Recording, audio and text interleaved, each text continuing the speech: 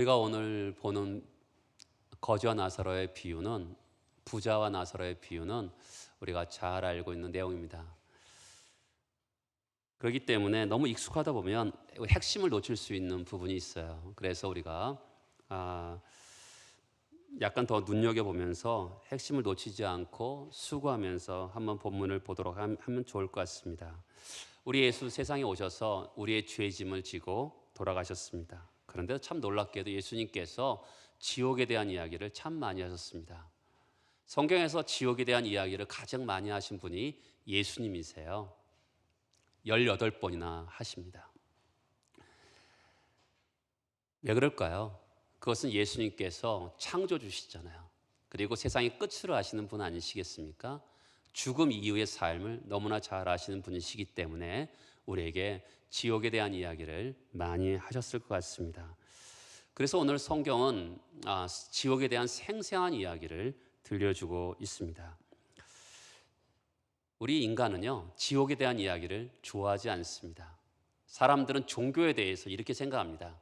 종교라는 것은 뭔가 사람들을 행복하게 하고 즐겁게 들을 만한 이야기를 가르치는 것이 보편적인 종교라고 생각합니다. 그런데 그래서 지옥에 대한 이야기를 사람들은 싫어합니다. 교회도 그렇고 성도들도 지옥에 대한 이야기를 듣고 싶어 하지 않습니다. 그러나 2000년 동안 기독교 진리의 핵심은 뭔지 아십니까? 하나님의 진노와 지옥이 있다라는 것입니다. 하나님의 진노와 지옥이라는 것은 기독교 핵심 중에서 2000년 동안 한 번도 뒷전으로 밀려난 적이 없어요. 성경은 우리에게 하나님은 인간을 너무나 사랑하시고 또 오래 참으시고 절대로 포기하지 않으신다. 그렇지만 때가 되면 예수 그리스도를 믿지 않는 사람은 영원한 형벌로, 예수 그리스도를 믿는 사람은 영원한 생명으로 이렇게 둘이 확연하게 갈라진다고 이야기합니다. 중간은 없습니다. 목사님, 중간에서 옆으로 다시 새로운 곳으로 갈 수 있지 않냐고 생각하는 분들도 있는데 성경은 절대로 우리에게 중간은 없다고 얘기합니다. 영원한 형벌이든 영생이든 둘 중에 한 가지인 것이죠. 그런 것을 염두에 두고서 오늘 지옥에 대한 이야기를 같이 말씀을 나누고자 합니다. 첫 번째 등장하는 인물은 누구냐면 19절에 보면 한 부자가 있어 자색 옷과 고운 베옷을 입고 날마다 호화롭게 즐겼다라고 합니다. 이 사람을 한 부자라고 합니다. 우리는 부자 좋아하죠. 어느 정도 부자하면 어마어마한 부자입니다. 그것을 세 가지 특성을 가지고 설명하고 있습니다. 이 값진 옷을 가지고 설명하는데 이 시대는 옷이라는 것을 신분을 과시하는 것으로 보여주고 있습니다. 요즘은 옷으로 과시하기가 어려운 시대잖아요. 뭐 갖고 얘기할까요? 요즘은 자동차나 집 정도로 얘기할 수 있을 텐데 이 시대는 옷으로 과시할 수 있기 때문에 옷으로 설명합니다. 어떤 옷입니까? 자색 옷입니다. 이 시대는 염색이라는 것이 굉장히 발달되지 않는 시기인데 그럼에도 불구하고 염색한 옷을 입었습니다. 그 중에서도 자색 옷을 입었습니다. 이 자색 옷은 그 당시에 왕이라든지 귀족이 입었던 색깔입니다. 이 사람의 자색 옷을 통해서 이 사람은 어마어마한 부자인 것을 우리에게 보여주고 있는 것이죠. 두 번째 옷은 뭡니까? 고운 베옷입니다. 이 고운 베옷은 속옷입니다. 그런데 이스라엘 나라에 자라지 않는 재료입니다. 수입품이죠. 그렇죠? 겉옷만 입어도 수입품 입어도 와 그럴 것 같은데 이 고운 베옷 속옷까지도 수입품으로 입고 있는 것입니다. 요즘 말로 하면 백화점에서 옷을 사는 것도 굉장한데 이 디자이너, 소위 말해서 옛날에 앙드레 김 같은 그런 데서 옷을 샀다고, 속옷을 샀다고 보면 틀림이 없을 것 같습니다. 이 옷을 통해서 이 사람이 굉장한 부자인 것을 우리에게 설명하고 있는 것이죠. 두 번째는 이 사람은 즐기는 생활을 했습니다. 아침에 일어나서 어떻게 오늘 즐겁게 살까? 이 정도로 이 사람은 즐거운 생활을 했고, 세 번째는 호화로운 잔치를 합니다. 그렇죠? 아주 행복하고 흥겹게 인생을 살아갑니다. 아주 갑부인 것을 알 수가 있는 것이죠. 우리가 이 본문을 통해서 추론해 볼 수 있죠. 이 사람은 사람들이 보면 이 사람 출세하고 성공했구나. 그리고 정말 부럽다라고 할 만큼 그런 인생을 사는 것이죠. 이 시대는요, 신학적으로 어떤 시대냐면 부자는 하나님께 복을 받은 사람이라고 생각했던 시대입니다. 그러니까 이 사람이 정말 옷도 멋있게 입고 즐기고 호화로운 잔치도 하면서 사람들 보기에는 하나님께 복을 받은 사람이라는 생각을 갖고 있기 때문에 이 사람 대단한 사람이다, 이렇게 우리에게 표현하고 있는 것이죠. 두 번째 등장하는 인물은 누구냐면 나사로입니다. 여러분, 우리가 보통 부자 이름을 기억하고 있죠. 거지 이름은 기억하지 않습니다. 우리가 보통 빌 게이츠라든지 이건희, 이재용 이런 사람들 부자 이름을 알잖아요. 우리가 이 거지 이 이름을 알겠습니까? 성경은 우리에게 부자 이름은 거론하지조차 않고 가난한 거지의 이름을 나사로로 기억하고 있는 것을 볼 수가 있어요. 20절에 보면 나사로라 이름하는 한 거지가 헌데투성이로 그의 대문 앞에 버려졌을 때 부자의 상에서 떨어지는 것으로 배벌리려 하매 심지어 개들이 와서 헌대를 할더라. 이 사람에 대해서 5가지로 얘기하고 있습니다. 첫 번째는 거지입니다. 굉장히 가난해서 거지이죠. 두 번째는 헌대투성인데 몸에 염증이나 상처에 의해서 고름이 생겼던 것 같아요. 그러니까 고름이 계속 몸에서 나오는 것이죠.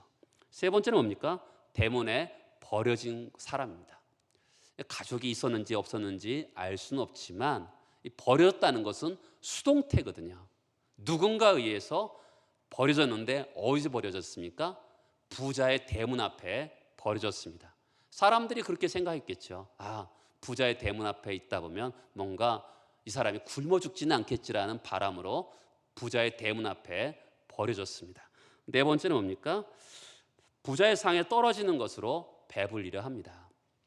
여러분, 이 부자가 개나 고양이한테 먹을 것을 던져주지 않았겠어요? 이 사람도 부자의 상에서 떨어지는 것으로 배불리려 했어요. 얼마나 비참했겠어요. 떨어지면 개들도 와서 먹으려고 덤빌 거고 이 거지도 가서 막 주스려고 하면서 몸이 성하지 않으니까 얼마나 불편한 몸으로 가서 주스려고 하는 그 비참한 모습, 얼마나 자존심이 상했겠습니까? 5번째는 개들이 와서 헌대를 할더라라고 얘기합니다. 여러분, 우리는 개가 헌대를 하려고 그러면 어떻게 하죠? 뻥차지요. 저리 가라고 소리를 지르지 않겠습니까? 아니면 손으로 밀어버리든지. 근데 그 개조차 제지할 수 없는 힘이 없는 거죠.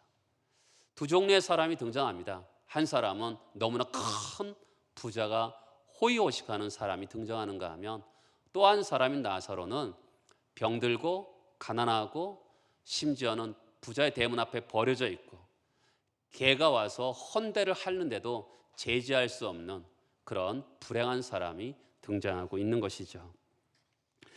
여러분, 이 비유를 잘 깨달으려면 우리가 주목해서 봐야 되는 한 포인트가 있습니다. 두 사람의 지금 한쪽은 행복해 보이고 한쪽은 불행해 보이는데 이게 끝이 아니라는 거죠. 변화가 온다는 것입니다. 여러분, 이 땅에서 우리가 살아가면서 행복하고 부유하고 은혜를 받으면서 이것이 영원한 것 같잖아요. 그런데 그것이 끝이 온다는 것을 잊어서는 안 되는 것입니다. 대조되는 삶이잖아요. 극명하게 대조되는 삶을 가지고 또 극명하게 변화되는 삶의 모습을 우리에게 보여주고 있습니다. 22절에 보면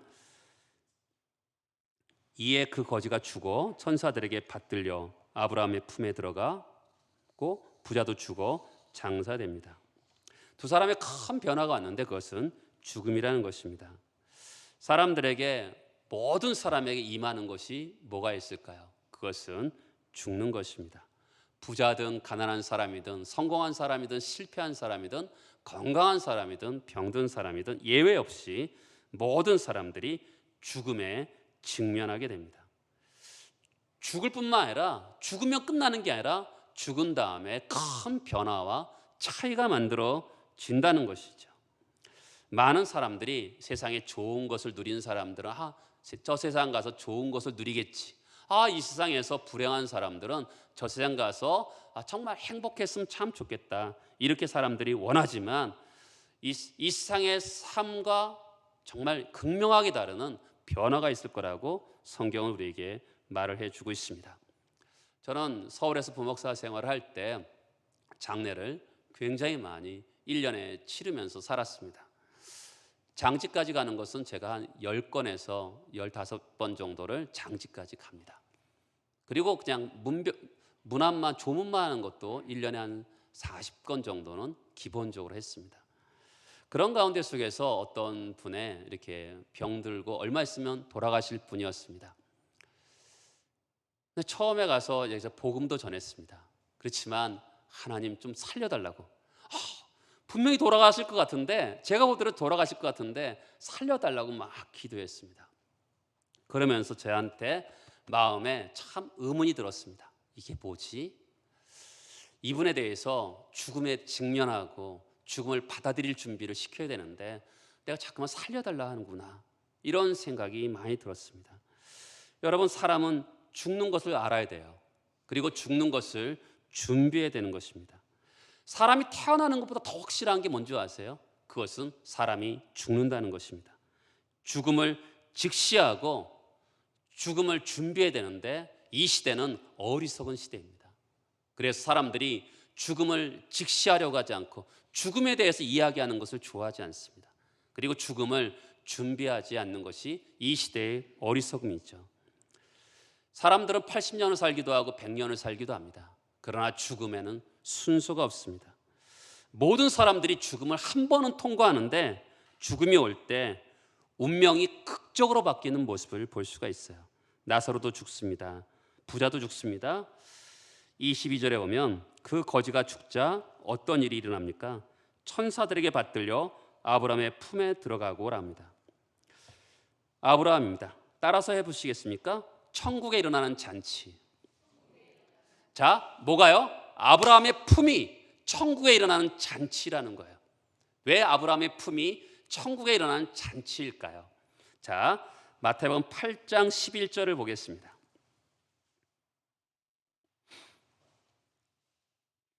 마태복음 8장 11절에 보면 아브라함과 이삭과 야곱과 함께 천국에 앉으려니와 라고 합니다. 각주해 보세요. 기대어 누우려니와. 유대인이 음식 먹을 때 가지는 자세, 그렇죠? 아브라함과 이삭과 야곱과 함께 천국에 앉으려니와라는 글로 우리는 번역되어 있지만 또 다른 번역서에는 기대어 눕다라는 단어로 되어 있습니다. 왜 아브라함의 품이 천국 잔치라고 해석했냐면 이겁니다. 여러분, 우리는 지금 앉아서 밥을 먹습니다. 우리가 둘러놓아서 밥을 먹으면 옛날에는 호로자시라 그랬을 겁니다. 아주 버르장머리 없다 그랬을 겁니다. 그러나 이스라엘 백성들은 이 당시는 누워서 밥을 먹었어요. 누워서. 어떻게 해요? 누워서 상대방의 가슴 품에서 밥을 먹었어요. 그러면 아브라함이 주인이에요. 주인이라 해봅시다. 그러면 누가 아브라함의 품에 앉겠습니까? 바로 옆에 있는 사람이 바로 아브라함의 품에서 밥을 먹는 거예요. 잔치를 벌이는 거죠. 그러면 아브라함의 바로 옆에 앉는 사람은 누구일까요? 가장 귀한 사람이죠. 최고의 자리에 앉은 겁니다. 지금 나사로는 이 땅의 삶을 어떻게 살았습니까? 정말 너무 불행하게 살았습니다.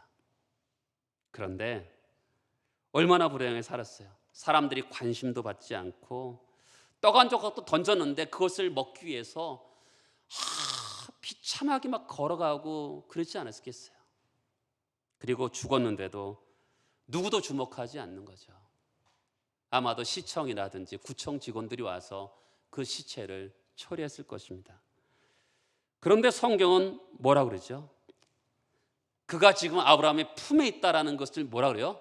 천국의 잔치에, 영광스러운 잔치에, 가장 그 자리에서도 가장 좋은 자리, 영광스럽고 존귀한 자리에 앉아서 잔치를 누리고 있다라는 것을 아브라함의 품으로 표현하고 있는 것이죠. 우리가 하나님의 품이라고 표현할 수 있는 거죠. 성부, 성자, 성령의 품 안에서 가장 좋은 자리에서 그가 지금 복락과 희락을 누리고 있음을 성경은 그림으로 아브라함의 품이라고 우리에게 설명하고 있는 것입니다. 죽음은 사람들에게 엄청난 변화를 가져옵니다. 사람들이 이 땅에서 좋은 경험을 하면 저 땅에서 좋은 경험을 하겠지, 이 땅에서 불행이 있으면 저 땅에서는 잘 살아야 되겠지, 이렇게 생각하는데 결정적인 변화가 오는데 그것이 뭡니까? 죽음이라는 것입니다. 근데 사람들은 죽음을 생각하려 하지 않습니다. 여러분, 성경은 한 번 죽는 것을 사람에게 정하신 것이라 그랬어요. 죽음을 생각해야 됩니다. 죽음에 대해서 고민해야 돼요. 반대로 부자도 죽었습니다. 부자가 의료 혜택도 받고 정말 잘 먹었을 겁니다. 아팠을 때는 극진한 간호도 받았을 것입니다. 죽었을 때 수많은 사람들이 조문에 왔을 거예요. 그것을 뭐라고 표현해요? 22절에 보면 거지는 죽었다는 표현 썼어요. 근데 부자는 죽어 어떻게 됩니까? 장사되었다라는 표현을 쓰고 있는 거죠. 나사로는 장사되었다는 표현을 쓰지 않아요. 근데 부자는 그가 좋은 관에 좋은 옷을 입고 장사 지냈다 이렇게 표현하고 있습니다. 그 다음에 어떤 일이 일어나죠? 23절에 보면 그가 음부에서 고통 중에 눈을 들어 멀리 아브라함과 그의 품에 있는 나사로를 보고 24절 맨 끝에 보면 내가 이 불꽃 가운데 괴로워하나이다. 죽자 어떤 일이 생기게요? 꺼지지 않는 불꽃에 고통당하고 있는 거죠. 저를 보시겠어요? 여러분, 이스라엘은 어디에 있죠? 중동 땅에 있습니다. 사막 지역에 있어요. 사막에 있는 사람들이 가장 고통스러운 게 두 가지죠. 뭐죠? 뜨거운 태양, 찌는 듯한 더위입니다. 두 번째가 뭐죠? 해갈되지 않는 목마름입니다. 그렇게 지옥을 표현하고 있는 거예요. 뜨겁고 목마르다는 것을 가지고 지옥을, 그들의 삶을 가지고 표현하고 있는 것이죠. 지옥으로 던져져서 목마릅니다. 극한 고통을 당하면서 호소하고 있는 부자의 모습을 보여주고 있는 것이죠. 이 유명한 비유는 두 인물이 죽음이라는 변곡점을 거치면서 너무나 달라지는 운명을 보여주고 있는 것이죠. 사랑하는 여러분, 인생이 달라도 너무 달라지는 거죠. 한 사람은 정말 복되고 행복하지만 한 사람은 너무나 고통스러운 모습을 처하게 되는 것을 보게 됩니다. 이 가난한 나사로가 천국 갔다라는 것을 그렇게 자세하게 표현하지 않습니다. 단지 한마디 아브라함 품이라고 표현하는 것을 끝나지만 부자가 간 지옥을 많은 분량을 가지고 묘사하고 있는 것이죠. 그러니까 이 비유는 지옥에 대해서 우리에게 가르쳐주고자 하는 것을 볼 수가 있는 것입니다.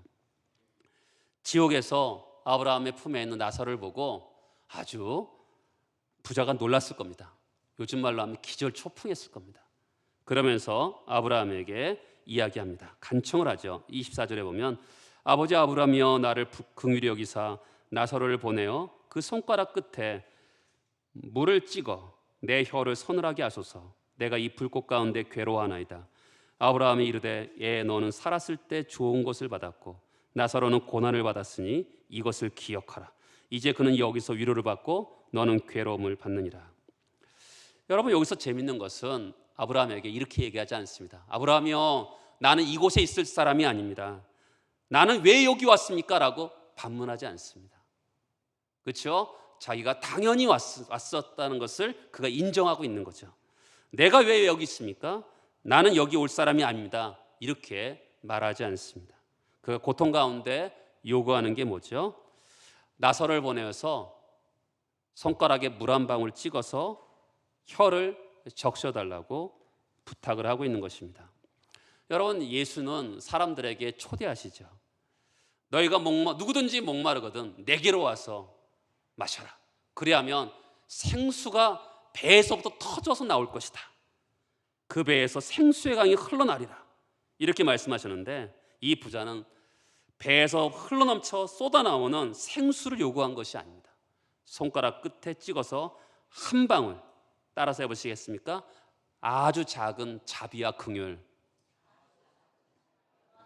그렇죠? 큰 물을 요구하고 있지 않아요. 아주 작은 자비와 긍휼을 요구하고 있습니다. 그런데 그것이 여러분들 아시다시피 거절되고 있는 것입니다. 하나님께서 이 땅에서 불의한 자든 의로운 자든 모든 사람에게 비와 햇빛을 주십니다. 사람들은 그래서 하나님의 자비를 생각하면서 지옥에 대해서 그림을 그리지 않습니다. 그래서 성경은 뭐라고 하죠? 지옥은 손가락 끝에 묻어서 찍어주는 물조차, 그 얼마나 작은 자비예요. 그렇죠? 이것조차 거절되는 곳이 지옥이라고 성경은 말합니다. 더 두려운 것이 있습니다. 26절에 보면 그뿐 아니라 너희와 우리 사이에 큰 구렁텅이가 놓여 있어 여기서 너희에게로 건너가고자 하되 갈 수 없고 거기서 우리에게 건너올 수 없게 하느니라. 지옥이 두려운 게 뭐예요? 영원하다는 것이죠. 그렇죠? 이 세상에 부자가 되고 가난할 수도 있어요. 건강할 수도 있고 병들 수도 있습니다. 성공할 수도 있고 실패할 수도 있어요. 근데 그것은 이 땅의 삶이에요. 이 땅의 삶은 잠시잖아요. 그렇죠? 기르면 80, 100이잖아요. 잠시인데 저 지옥과 천국은 영원하다는 거예요. 이 땅에서 예수를 믿냐 믿지 않느냐, 그러니까 결정은 어디서 나요? 이 땅에서 나는 거예요. 이 땅에서 나는 거지 저 땅에서는 바뀌어지지 않는 거죠. 죽음 이후에 여러분이 어디에 가든지 거기서 영원히 있는 것입니다. 나사로가 있는 자리에서 부자로도 갈 수 없고요, 부자가 있는 자리에서 나사로가 있는 자리로 옮겨갈 수도 없는 거죠. 거기는, 지옥은 물 한 방울의 자비조차도, 아주 작은 자비와 긍휼조차도 거절되는 곳이고, 그것이 또한 영원하다는 것이 지옥의 특징인 것이죠. 지금은 과거 어느 때보다도 잘 사는 시대에 살아가고 있습니다. 그러니까 사람들이 더 먹는 거, 입는 거, 사는 것에 에너지를 다 쏟으면서 죽음을 생각하지 않습니다. 어떻게 하면 생명을 연장시킬까? 그러면서 죽음을 생각하지 않습니다. 죽음에 대해서 직시하지도 않고 죽음을 준비하지도 않습니다. 너무나 어리석은 거죠. 인생은 길어도 80, 많으면 100입니다. 죽고 나면 다른 삶이 영원한 겁니다. 영원한 형벌을 받든 영원한 영생을 받든 둘 중에 하나인 거죠. 사람들은 점점 문명이 발달되고 문화가 발달될수록 사람들은 세상의 마음을 빼앗깁니다. 그래서 죽음을 준비하지 않아요. 그렇죠? 어떻게든 살아서, 어떻게든 생명을 연장해서 사려고 하지만 그래도 언젠가는 죽지 않겠습니까? 죽음 이후에는 사람들은 아무것도 없다고 생각합니다. 그러나 그렇지 않죠? 여러분, 성경은 우리에게 천국이 있고 지옥이 있다고 말합니다. 죽으면 끝이 아니에요. 죽음이라는 과정을 거쳐서 죽음 외에 진짜 영원한 것이 있습니다. 거기는 물 한 방울의 자비조차 없고 누구도 여기서 여기로 옮길 수가 없는 것입니다. 사람들은 뭘 먹는가, 뭘 입는가, 뭘 어떻게 사는가에 관심이 있지만 죽음에 대해서 전혀 생각하지 않아요. 죽음 이유는 영원한 것입니다. 이 세상에서 결정이 나는 거예요. 이 땅의 삶에서 예수를 믿느냐 믿지 않느냐에 따라 영혼을 결정하는 것이죠. 어떤 면에서 핵심은 이제부터입니다. 왜 부자는 지옥에 가고 왜 나사로는 천국에 갔을까요? 부자는 왜 고통스러운 곳으로 갔고 나사로는 그렇게 행복하고 즐거운 곳으로 갔을까요? 25절에 보면 아브라함이 이르되 애 너는 살았을 때 좋은 것을 받았고 나사로는 고난을 받았으니 이것을 기억하라. 이제 그는 여기서 위로를 받고 너는 괴로움을 받느니라. 여러분, 이 말씀을 읽으면 막 헷갈려요. 이 25절을 보면 꼭 읽다 보면 나사로는 세상에서 불쌍하게 살았으니까, 불행하게 살았으니까 이제 천국에 가서 위로받고, 부자는 이 땅에서 행복하게 살았으니까 고생해야 된다, 이런 느낌을 25절에 받습니다. 어느 청년이 예배 끝난 다음에 목사님을 찾아왔습니다. 목사님, 이 땅에서 너무나 고생한 자매가 있습니다. 너무나 힘들게 살고 가족에게도 학대당하고 성적으로 학대를 당하고 그러다가 이 자매가 정말 죽었습니다. 그렇게 살았는데 지옥 가나요? 이 땅에 너무 불쌍하게 살았잖아요. 너무 고통하고 고생하고 살았는데 상처만 겪다가 죽은 이 아이가 지옥 간다면 너무 비참한 거 아닙니까? 여러분, 우리 그렇잖아요. 우리 다 그렇게 생각하지 않습니까? 이 땅에서 너무 고통하게 살았는데 저 천국에 가야 되지 않냐고 우린 다 그렇게 생각합니다. 이 목사님이 이렇게 대답했습니다. 하나님이 자비하시고 긍휼이 많으시기 때문에 틀림없이 하나님이 제대로 판단하시겠지만 그냥 겉모양만 먼저 본다면 그 사람은 그렇게 살다가도 지옥 간다. 이 사람이 청년이 이렇게 얘기했다. 하나님이 너무 엄하시군요. 여러분, 하나님은 엄하신 분이 아닙니다. 하나님은 사랑이 많으시고 인내하시고 많은 기회를 주시는 분이십니다. 근데 부자는 왜 지옥에 갔을까요? 거지는 왜 천국에 갔죠? 27절에 보면 그러면 아버지여 구하노니 나서를 내 아버지 집에 보내소서. 내 형제 5이 있으니 그들에게 증언하게 하여 그들로 이 고통받는 곳에 오지 않게 하소서. 아브라함이 이르되 그들에게 모세와 선지자들이 있으니 그들에게 들을지니라. 지금 부자 요청에 대해서 아브라함의 이야기가 뭡니까? 그들에게 모세와 선지자가 있으니 그들에게 들을지니라 라고 합니다. 부자와 나설의 차이 핵심이 뭐예요? 이 세상에서 고생을 했으니까, 마음껏 복을 받았으니까 너는 저 세상에서는 벌을 받아야 된다. 이러면 공평한 것 같지만 성경이 가르치는 진리가 아닙니다. 여러분, 성경은 절대로 부자이기 때문에 지옥 가야 된다, 가난하기 때문에 천국 가야 된다, 이렇게 가르치지 않습니다.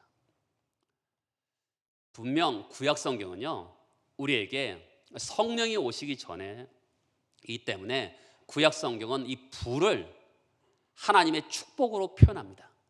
그런데 성령이 오신 다음에는요, 이 물질적인 불을 신약 성경에서는 하나님의 복으로 설명하지 않습니다.